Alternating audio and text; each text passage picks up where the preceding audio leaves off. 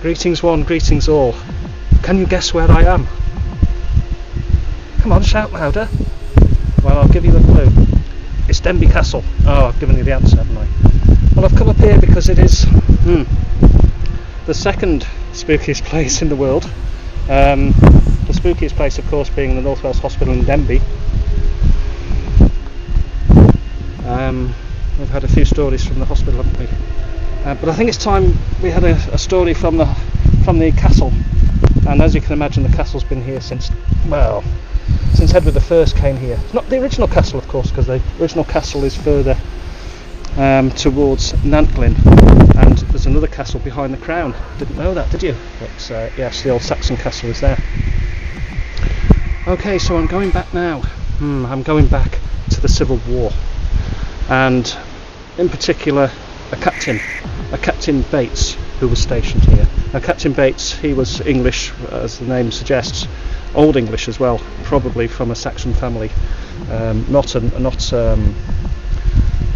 not really destined for great things anyway, because of his lineage, his genealogy.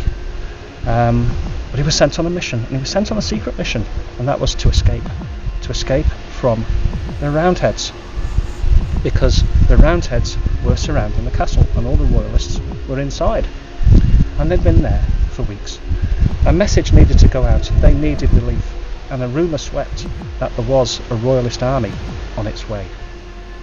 Captain Bates, he stepped forward, he mounted his charger, he clambered and clattered down these very walls, down these steps. Yes, there were some slovenly Roundheads guarding. It had been months. They couldn't really be bothered to stand night after night, day after day. But Captain Bates, he saw the opportunity, and down him and his charger went. He actually managed to get to what is now known as Captain's Bridge before a shot rang out. A shot that cost him his life. He lay on the ground at Captain's Bridge, which possibly you drive over every single day without knowing it.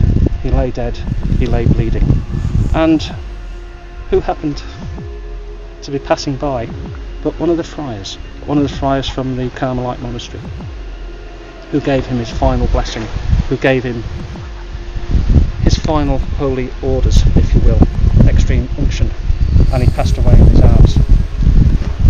Sad tale doesn't end there, because the horse, his charger, survived.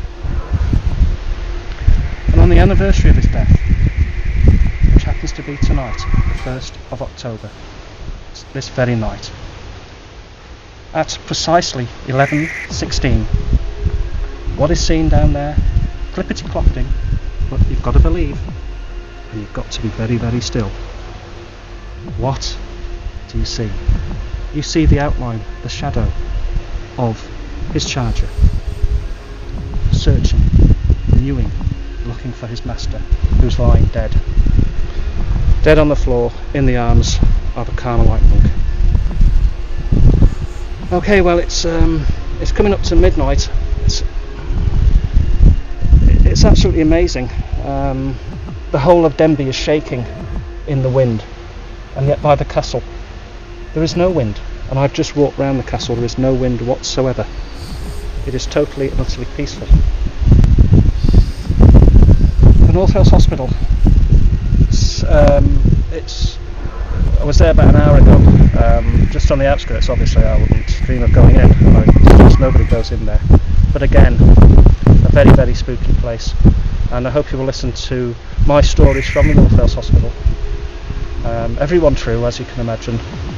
The trick is to believe. If you believe, anything is possible. Good night from Peter.